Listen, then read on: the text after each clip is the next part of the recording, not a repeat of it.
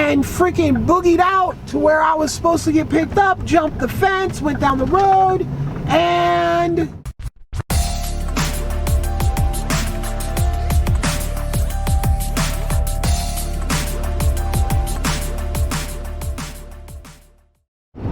hello and welcome to another video talking about the prison years.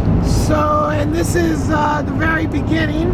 At this point, I am just had showed up to Nellis Air Force Base prison camp, federal prison camp, right? I get put into a dorm that's predominantly black dudes. Well, obviously dudes. Well, they're mostly black. And I decided to just stay there because I've really never been around black people much, and I kind of just want to, you know, meet some and hang out with them and whatever, you know, just be around them and get to know them, right?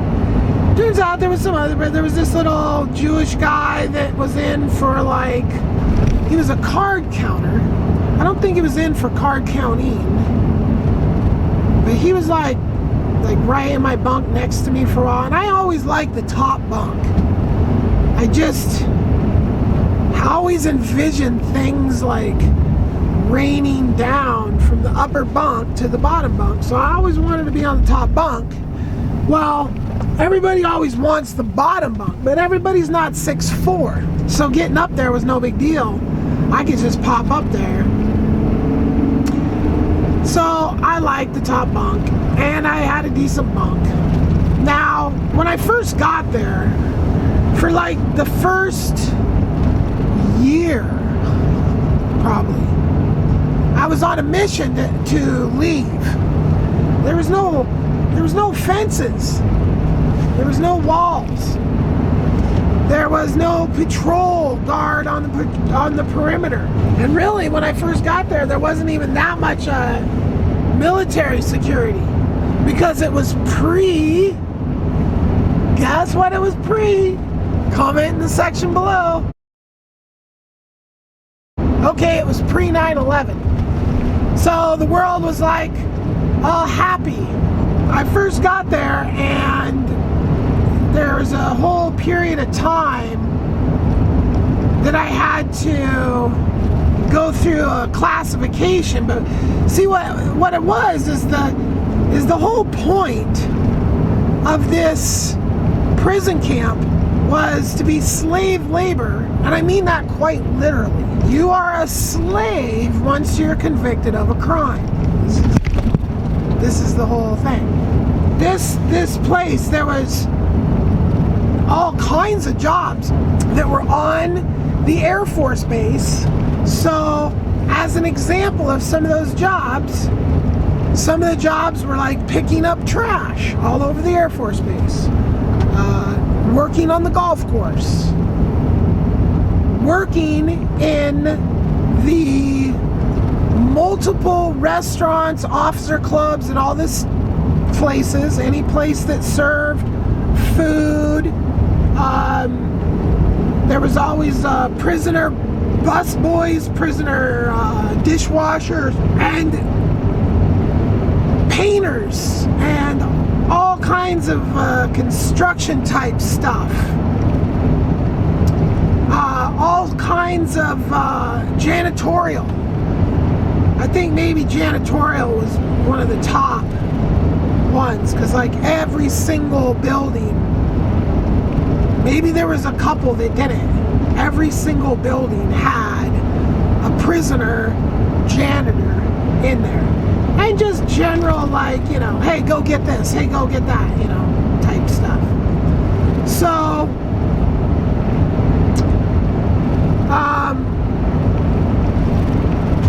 it took a while though. Once you got to the prison, once you got to the camp, prison camp, once you got to the camp, you had to be there working at the camp for a time to make sure that you were, you know, okay to work around. Because like So this was my first stop, right? So this is the first place I went when I got sent to prison, which was the lowest security level because I'm the non-violent drugs. That's it. So even though I had a gun, I wasn't illegal to have a gun at that point. And obviously I didn't use the gun. So I went straight to camp. But there's other guys that go in the other direction, especially if they get long sentences, which there is no shortage of just ridiculously long sentences in the feds. I think the longest one I ever met, I think, was a 50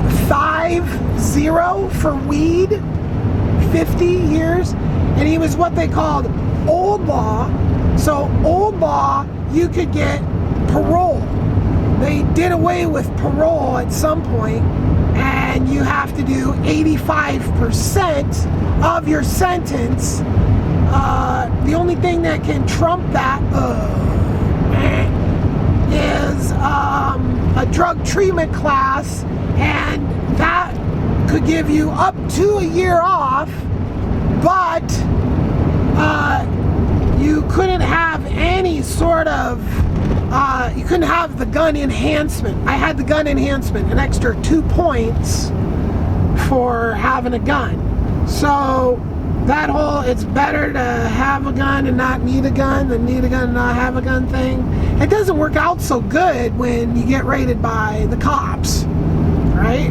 Because I never had a gun with the intention of shooting at cops, even though I did write a movie, scripted a movie that had that scene in them, and the fucking cops think that that's my objective, to have a big battle with them.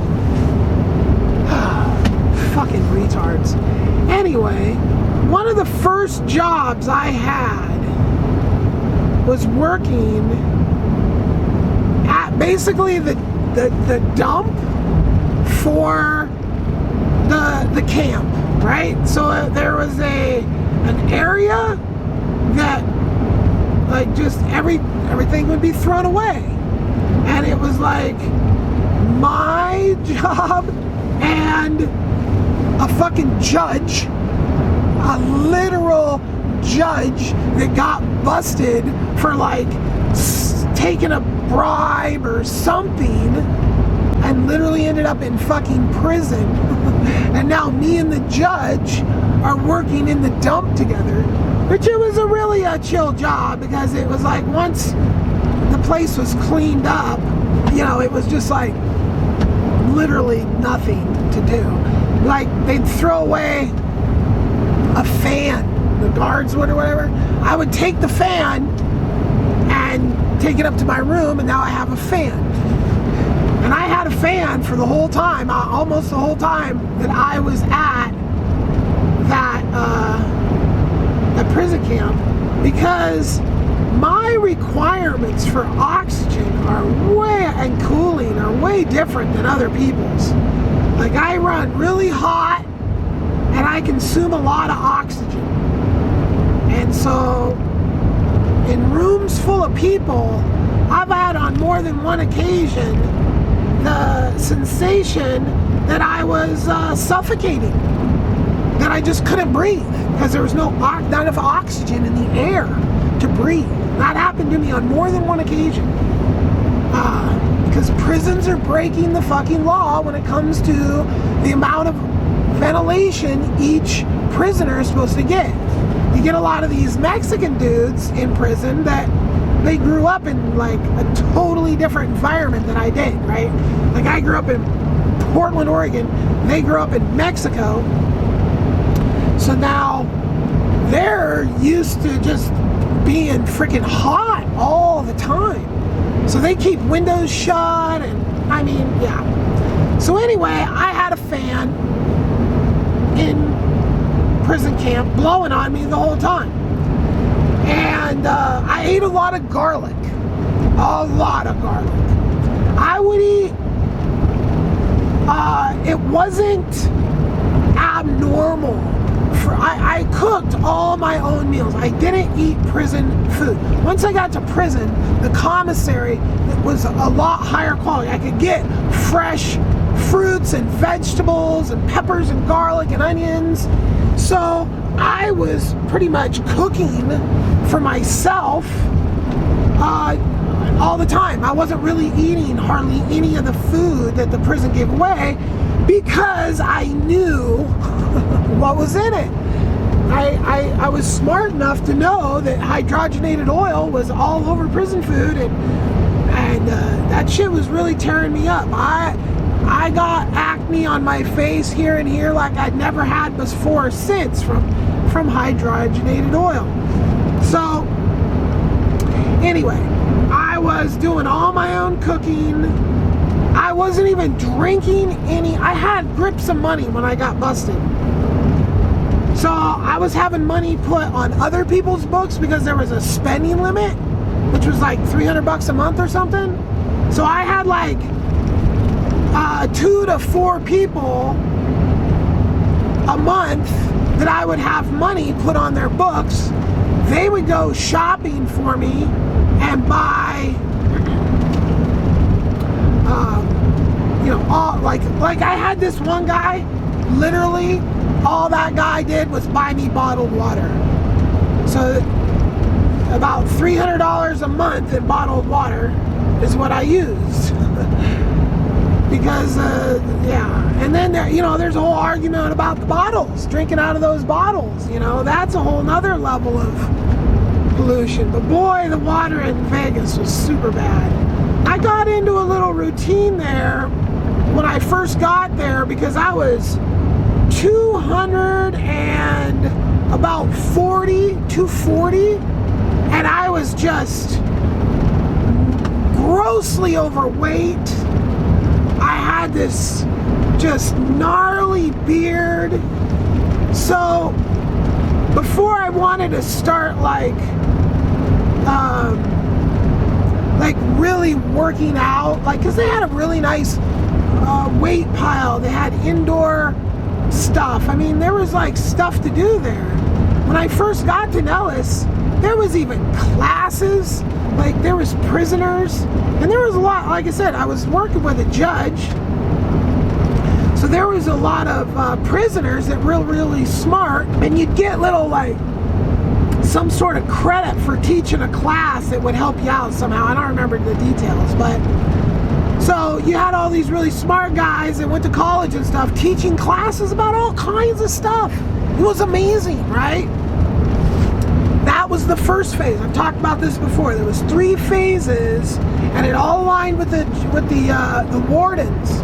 And honestly, I think from just a big picture's perspective, I would have rather the prison just stayed the same the whole time, stayed the same like it was when I first got there, and not fucking turn into the crazy shit. I mean, just crazy. Not violent, but just on like Donkey Kong. And I'm skipping ahead now. But, so anyway, I was taking classes, and I would say, although now that I think about it a little bit, there was also the September 11th thing. That changed shit too. So the wardens changed shit, but then that changed shit too. So anyway, I got there, and my whole thing was like, I'm leaving. I just got to figure out how the fuck to go. Now, my homeboy, the dude that I had tucked all my money up at his place, like that guy, I was like, you need to come get me in a letter that I smuggled off the base. Because all the mail's observed, right? Well, he basically just, refused, whatever. So I had to try to figure out another way, because to just step over a fence with no plan, no support outside, nothing, that's fucking stupid. all that's gonna do is get you put into a fucking higher security level prison for a longer time, right? That's it. And I'm not a fucking idiot. I'm not gonna, So I tried to develop a plan. So I hooked up with this dude. His story was that he was the creator of of Golden Voice music promotions, right? And so he was in prison. I don't remember exactly what he was in for, but his stories were all about ships, like full-size ships, like from Thailand, like Thai stick buds and all that stuff. So whole ships pulling up offshore and like Zodiac rafts freaking shuttling in, huge bales of weed, right? So that's what this guy's stories were all about. And then he took that money and he started this Golden Voice concert promotions, I think, or something like that. And he knew more about punk rock bands. Now, at the time, I'm not even 30. I'm not even 30 yet. This guy, he's in his 50s, and this guy can't read or write. Mind-blowing. Italian dude, nice guy. I can't remember his name. I started trying to work a deal with this guy. Now, the feds had gotten my one Land Rover, but they hadn't got my other Land Rover.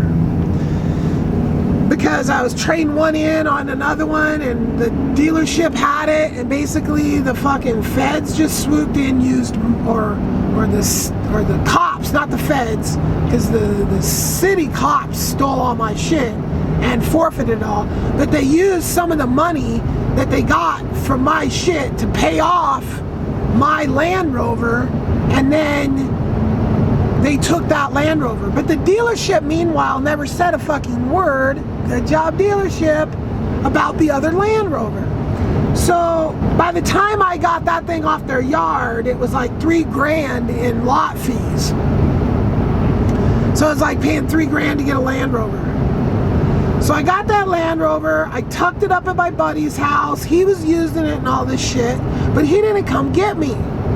So I told him to send the thing to this dude that was getting out of prison. And I think he was getting out on a violation. I don't remember his whole story. But so he was getting out. So I go, dude, listen, I'm gonna give you this Land Rover and you're gonna come, because we worked on the golf course together. So we went, like, I showed him exactly. I go, find this spot, be here at this time, blah, blah, blah. Gave him more than enough time once he got out to get his shit together and fucking just do the fucking little trip, Come pick me up. Get me up to Canada. That was it, right? So I hit up this chick I knew to come get me too. But then fucking September 11th happened. And that just fucked everything up. Because now, they literally took everybody off the base. There was nobody working on the Air Force. No prisoners were working on the Air Force Base anymore. That probably messed up my action at leaving more than anything, because now with all the heightened security around military bases and all that shit, everybody, I think, was just too scared, to try to fucking come, even though they didn't have to go on a military base at all.